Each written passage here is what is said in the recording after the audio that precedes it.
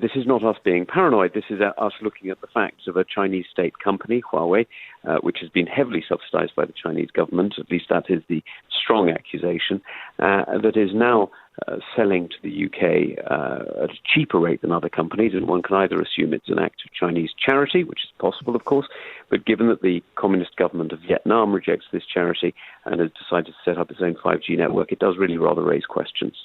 Well, yes, indeed, it does raise quite a lot of questions. And we know, though, that Huawei are already involved in our 4G network. And we know that certainly when Theresa May was battling with this issue with her own cabinet ministers, of course, without the large majority to be able to get away with making any decisions she wants, as Boris Johnson perhaps can do at this time, the argument was that, look, they're involved in the hardware, not the software. They won't have any access to any information.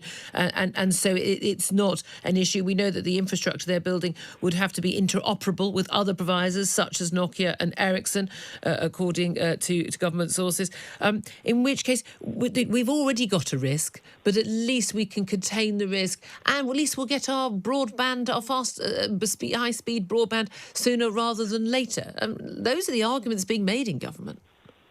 Well, there are alternative providers. We know already that we've got Ericsson and Nokia operating in the UK. We know we've got Nokia has done the 5G rollout in New Zealand. We know in the United States many cities are being supplied by Cisco, in Japan by Fujitsu, in South Korea by Samsung.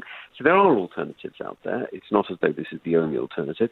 It's certainly possible that this would delay the rollout by a bit because, of course, you're talking about market capacity, and if you knock out one of the companies that could deliver, then you're going to increase the demands on the others. That's true.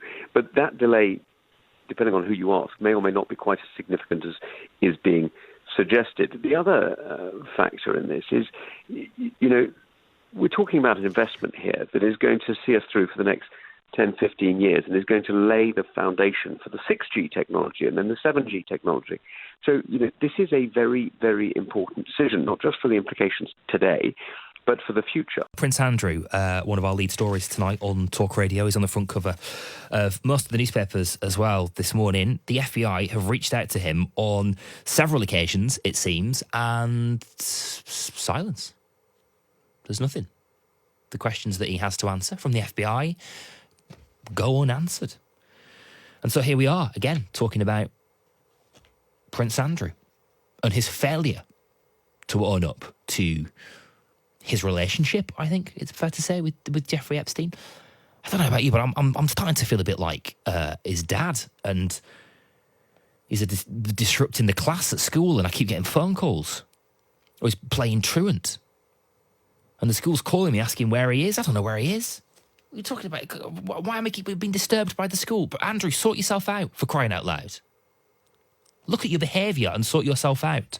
And like a responsible dad, I'm trying to figure out why we have this behaviour. Why is Andrew doing what he is doing? Like he maintains that he didn't know of the behaviour of Jeffrey Epstein and certainly hasn't engaged in it himself, okay? That's the line from Prince Andrew. So at the very least, we have cowardice to not front up to answering the questions that the FBI legitimately want to ask him. And more to the point, actually, not just the FBI, but Epstein's victims as well, right?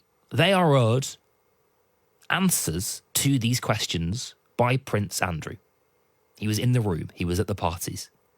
He can give information.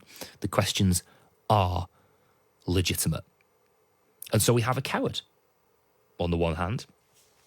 On the other, has he done something wrong? Has he got something to hide? We can't say that.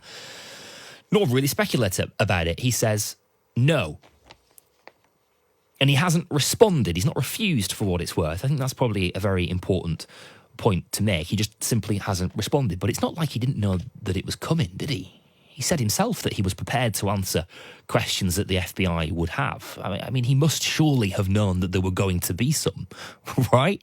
I mean, it's not like he didn't get the heads up that it was going. It's Halloween, Andrew, for crying out loud. The kids are knocking at the door and you're not answering.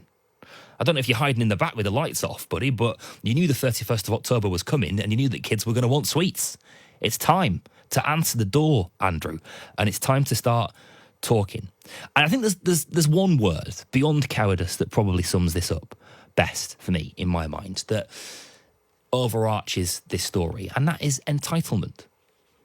There has always been a sense from him, I think, and from the people around him, the people in this institution, that they are beyond reproach. The Prime Minister, Boris Johnson, stood up himself and said, I believe the royal family are beyond reproach. And what do you do with that?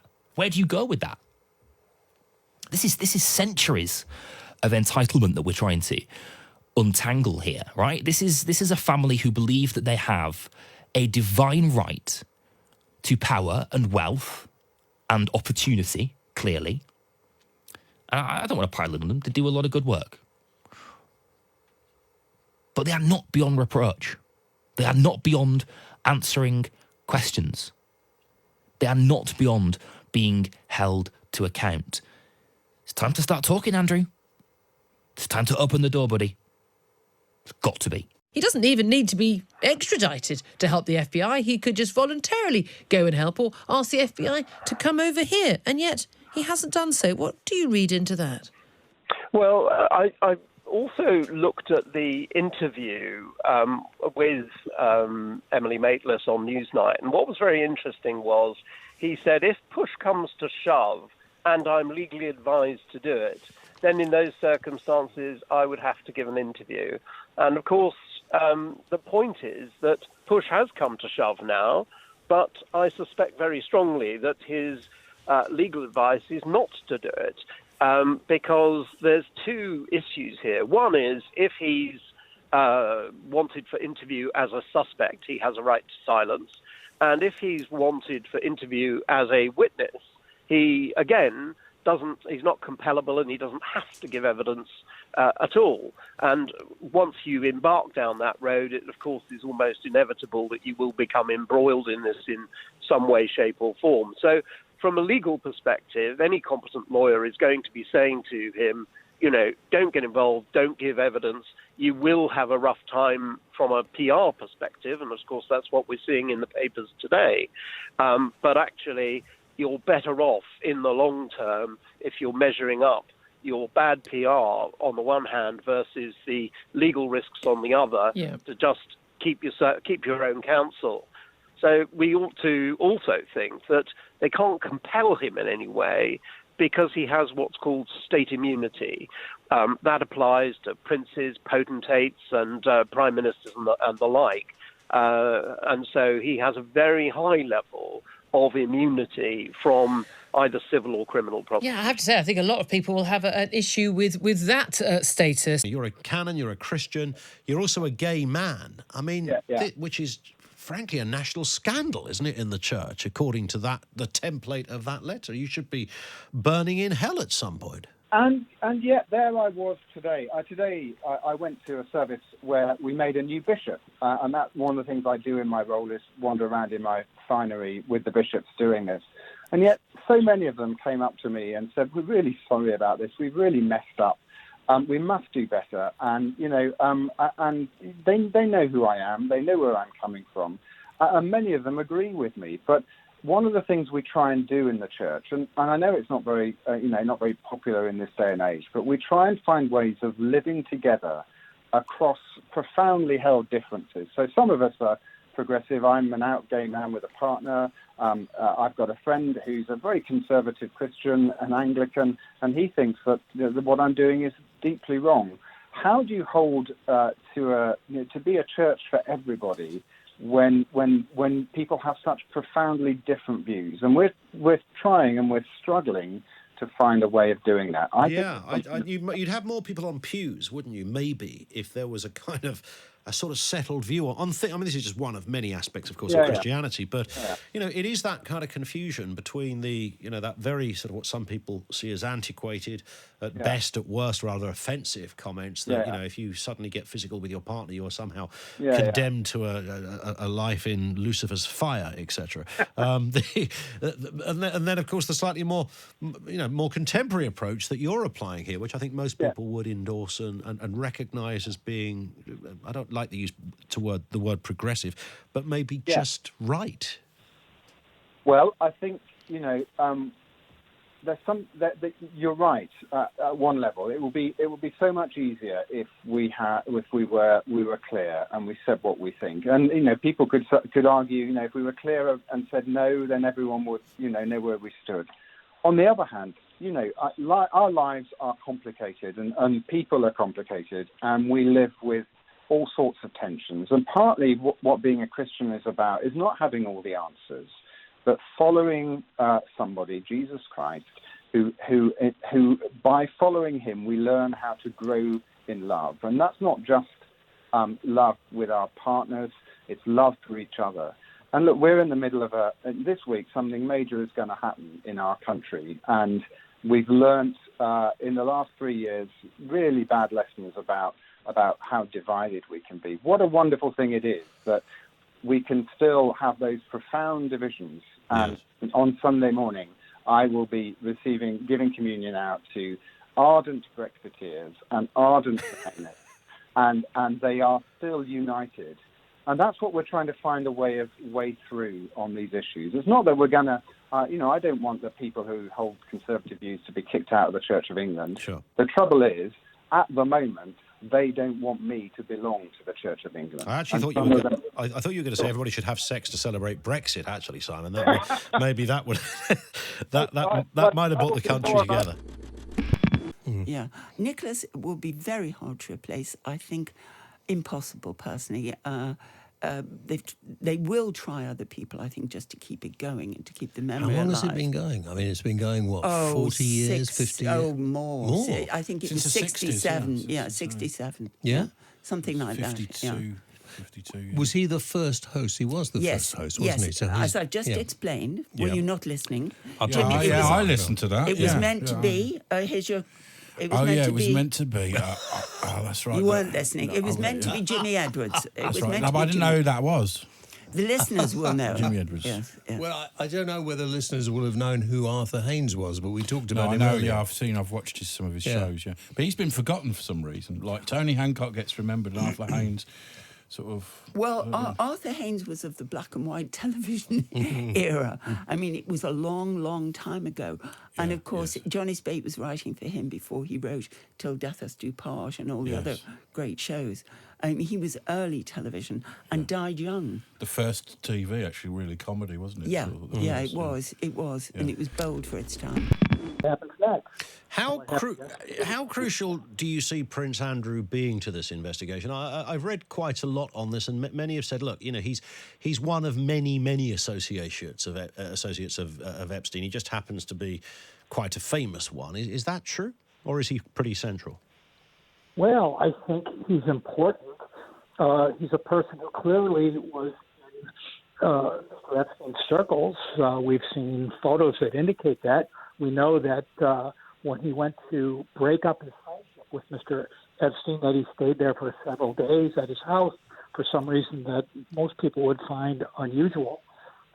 He's a person who had eyes and ears and could see what was going on around Mr. Epstein, and I think that the prosecutors would like to hear what he has to say and hear what he saw.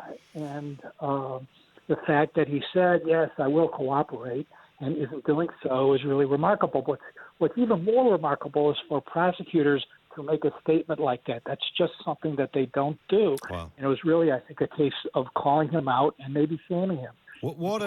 Just to clarify as well, Casey, bearing in mind Epstein is dead, I mean, he's taken a stack of secrets to the grave, of course, but what is it that the FBI are now hoping to establish? What lead are they following, and what are they attempting or hoping to do? Well, what the FBI is investigating is the people who enabled him and helped him to recruit young women.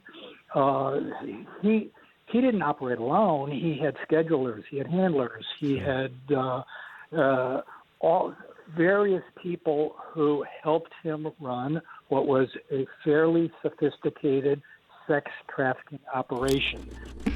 And you are, as I understand it, on broadly opposite sides of the argument. Diametrically opposite sides on every single part of the criminal justice system. We are indeed. We're polar opposites. Right. Well, do you want me to tell you my view? We're friends now. We're friends now. Let's go through. I mean, there are some alarming statistics that we've seen in recent weeks. What was the most? That only 1 in 14 cases that's registered crime ends up in any charges being brought. And that's absolutely right. 93% of criminals are getting away with it. That's my view. There's never been a better time, Matthew, to be a criminal than right now. And there's no two ways about this. The country is in a crisis. We are in the middle of a crime epidemic. Knife crime is the highest it's been since records began, and we need to do something about it, and we need to do something about it right now. We haven't got the time to investigate the causes of crime. We just need to take action. Is that not the starting point that we've ignored for 50 years? We may well have done. Is why people commit crimes. We may well have done, and I'll park that issue because I do think we should do that. But right now we need to take urgent action. And I'll tell you what my take in the programme is. We need long sentences and we need them immediately imposed. Let's bring knife crime, for example, in line with gun laws. So can you just help me out? So Usman Khan, the London Terror Bridge attacker, I think had just done 8 years on terror 8 years, 24 hours a day, 7 days a week in prison. And then he came out, he killed someone, killed 2 people. How would a longer sentence have led to any change in behaviour in a man who 8 years wasn't enough? Why would 10 years change him? Why would 12? Why would 15? I tell you what, Matthew, it would do. It would take him off the streets to stop him committing But they all come out in the end, don't they? Near enough. Well, lock up dangerous people for longer. That is my argument. And we meet in the programme the family of Michael Hooligan, who was the victim of a horrific knife stabbing. He was trying to protect a girl just as a passerby, and his killer, who he thought was punching him, was actually stabbing him with a knife. He was out on licence as well. He'd previously bitten off the ear of somebody and he'd been sentenced to prison. He was out after 50% of the time because, as you know, in this country, there's an automatic release after 50% of the time. Because if we don't offer any kind of incentive for good behaviour behind bars, you would have riots, wouldn't you? If you just made everybody do the full term? Well, I think everybody should do the full term. Or we where's lock the incentive them up where's the incentive to do good? Well, we lock them up for longer. Or if in doubt, we don't let them out. And we have a rigorous testing before these people are released. It's very easy to go along and play ball while you're in prison and say all the right things to the parole board when you're about to be released. But we know that people that are being released are going on to reoffend. Nearly 50% of those charged with London knife killings over the last 3 years had previously committed an offence using a blade. And you know what my answer to that is, Matthew? Lock them up for longer. These are clearly dangerous people. Are we as a society just being too kind to them, letting them out? Chris Daw. You can see why people need to watch this show, can't you, Matthew? Because every morning they're going to get the two of us going head-to-head on prisons, on the police. Everything Ayesha says is complete and utter rubbish because we have the longest prison sentences in this country that we've ever had. We have the highest prison population that we've ever had. We have prison overcrowding. And what's the consequence of all of that? Which is exactly what Ayesha wants more of. We have more and more knife crime, more and more murders on the streets of our country. And the reason is, and you mentioned the Usman Khan case, because if you've got someone in prison for 8 years, 24 hours a day, and you don't make any improvement to that person's state of mind, you don't do anything to stop them reoffending, then prison is clearly failing. Keep them locked up. Don't let them out. Well, if you follow that logic through, we'd end up like they are in America. They have 2.5 million people in prison, and do they have no crime? Obviously not. They have the highest rates of violent crime, homicide, drug crime. What do you say to that, Ayesha? Prison numbers are high because crime is high. We are at the highest level we've been. But the point in the US system is that they have the highest prison population in the world, and it has no impact on crime. Well, it does have an impact. It makes crime go up and up because you just have this standing army of criminals. I would disagree. I would say crime is going up. It's nothing to do with prison. Crime is going up for various reasons. We've lost our sense of right and wrong as society. We've lost our morals. We're not disciplining our kids enough. There's more things to steal. Sentences are too low. There's poverty out there. People are hungry. Straight away that you didn't really particularly want to go at the background, and yet I can remember when people were talking about austerity in 2008, 2009, and youth workers were one of the first things to be cut. My friend had already been cut twice in previous rounds of austerity. As a youth worker said, you watch knife crime go up, and lo and behold, knife crime went up. That's my point exactly. Don't we have to look at the background? And you say we've lost our sense of right and wrong. locking people up for longer isn't going to bring that back. We need to look at the roots, isn't it, where criminal behaviour comes from. Matthew, I've got no issue with looking at the roots of crime. That's absolutely fine, and I do agree that we do that. But right now, we need to take urgent action. Chris's is a 5-year plan. It might be a 10-year plan. He wants to empty the prisons and build rehabilitation centres.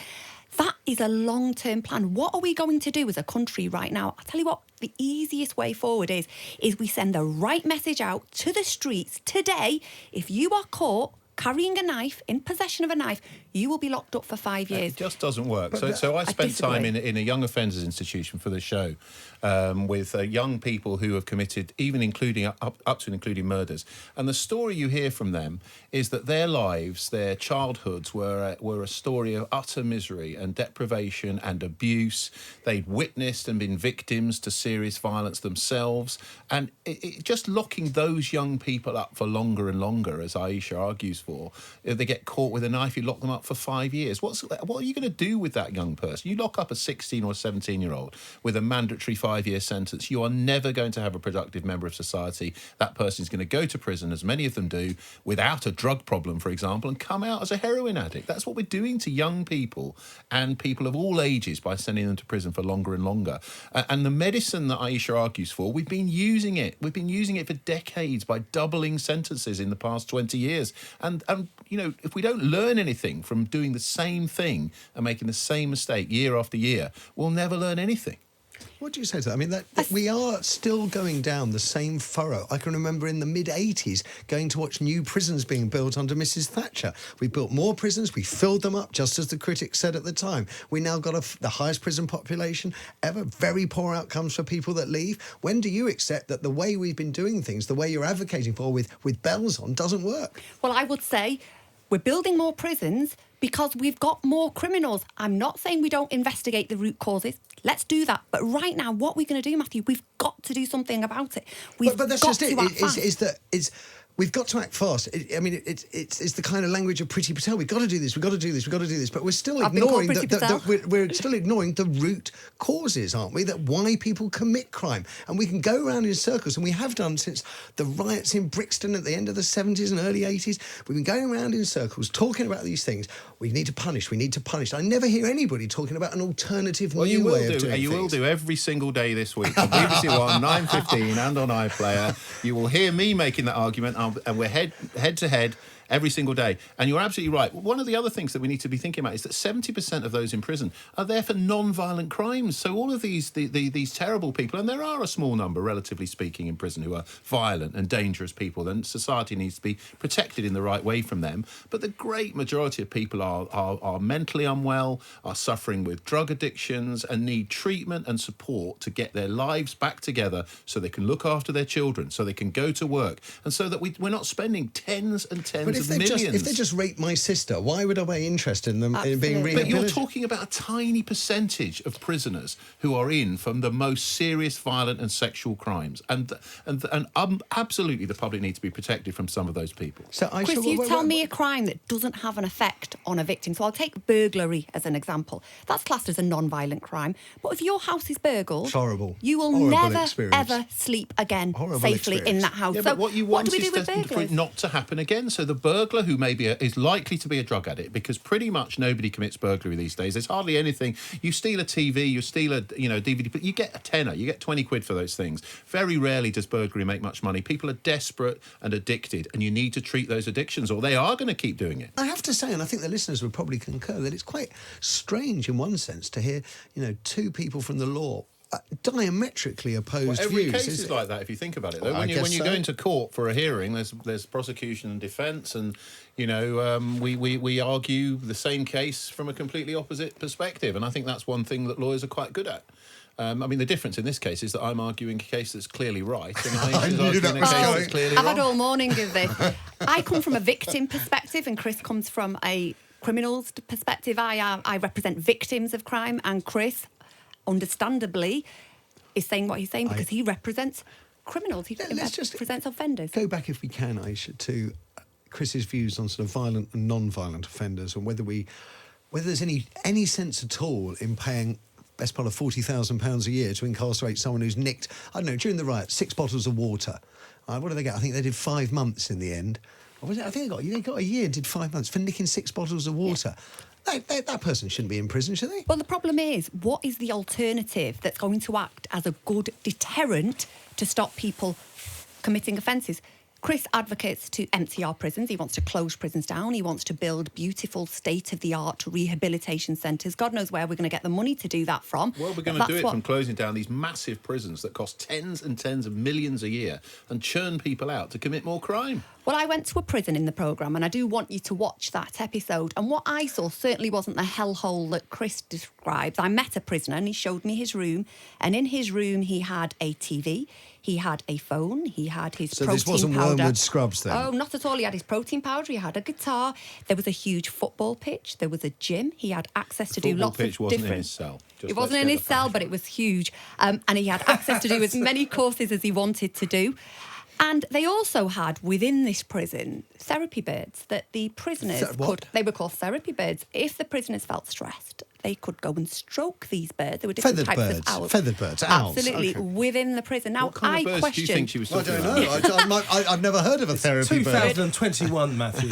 Well, I'll tell you what, after 5 days of watching this programme, watching Ayesha going around talking what she's talking, I need more than one therapy bird. I need one on each shoulder. He said that all day this morning. He said that all day this morning. But this inmate, if the outcome for him, if he finds that actually he's learnt the error of his ways, he's de-stressed with his therapy bird and he doesn't offend again, that's a good use of public money, isn't it? Yeah, because it worked for that man in Alcatraz, didn't it? Well, I think taxpayers, if I could take taxpayers into that prison and have a look at what their money is being spent on, I think they'd be horrified. They wouldn't. In the end, when you explain to them and when they realise that prison was turning out prisoners who were more likely to get a job, who were less likely to commit another offence and were going to be law-abiding members of society, people would say that's the way to go. And that's what the beauty of our show, and I know that Kevin over there is going to laugh because I'm saying it again, the beauty of watching our show is you get to see for real what's happening in the criminal justice system. Chris, the problem is 70% of them, even with that, go on to re-offend. So that's what's frustrating to someone like me. That's what's frustrating. Let's have a quick word about community punishment. So Kevin and I have a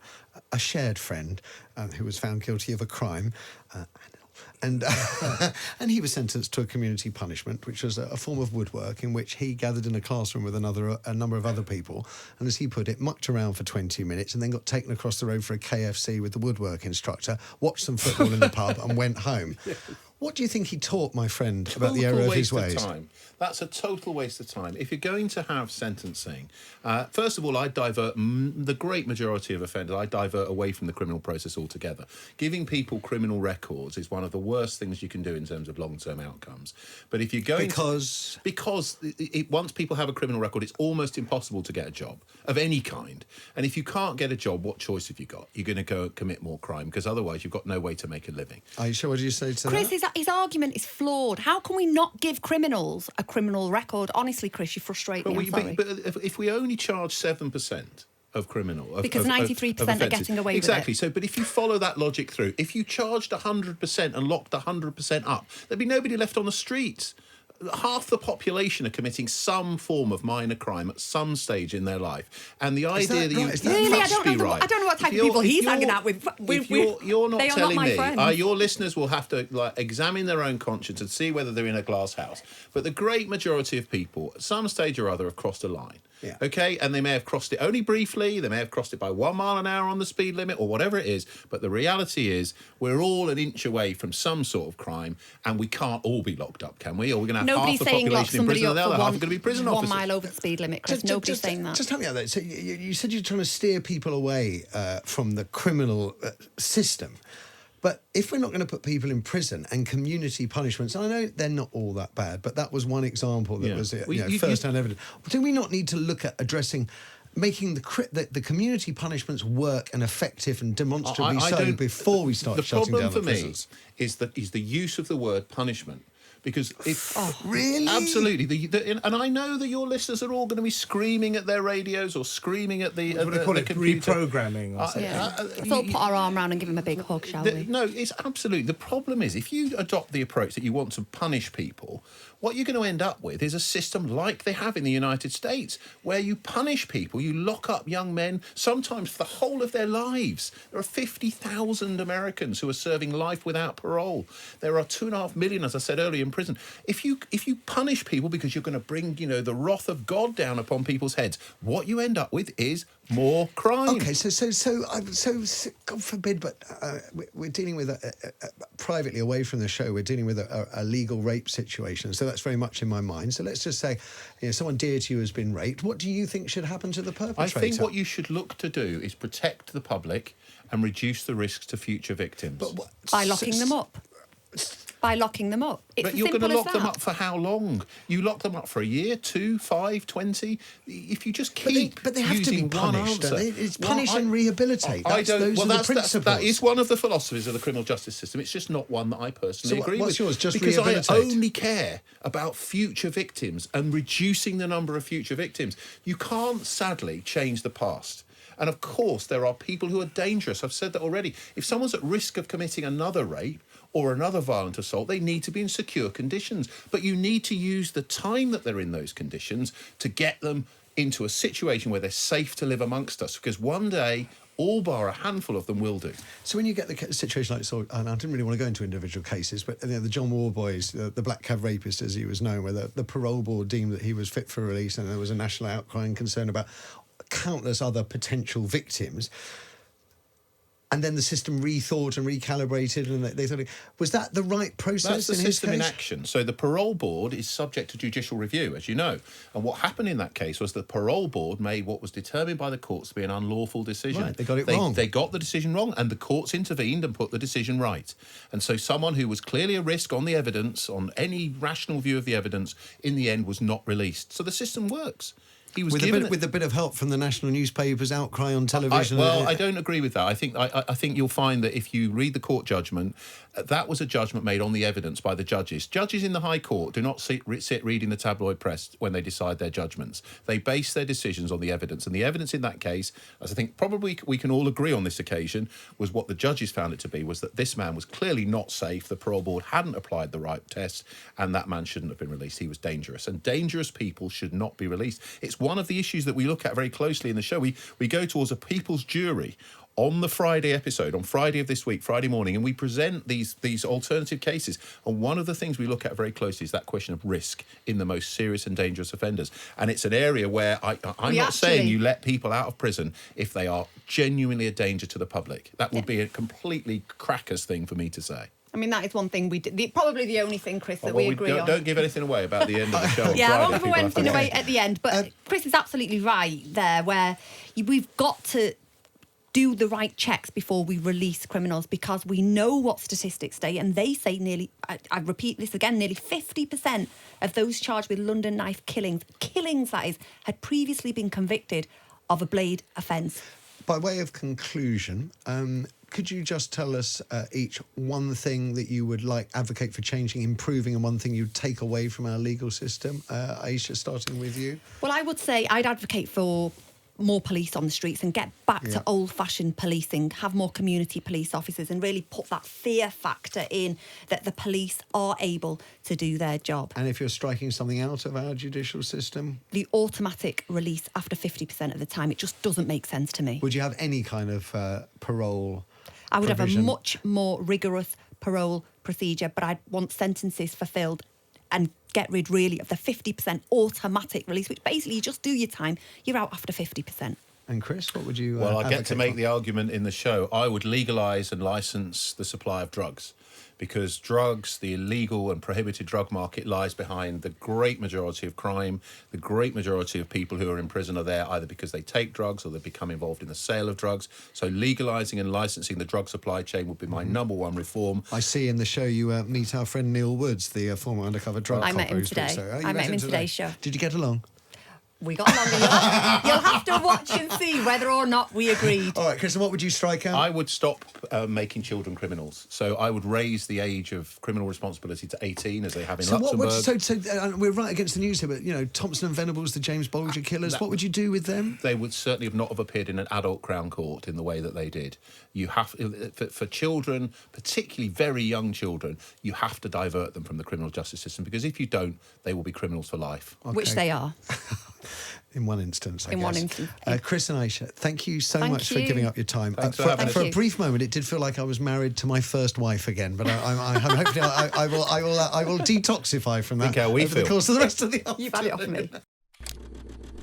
Where does an artist stand? I mean, every now and again, if you haven't got to look at many YouTube videos to see, the odd photographer getting knocked over by a sprinter, and everybody loves those moments. I've yet to see an easel going up in the air and brushes and paints being splattered all over the track. Do you are you trackside? Are you somewhere else in the crowd? Do you get a special place to sit?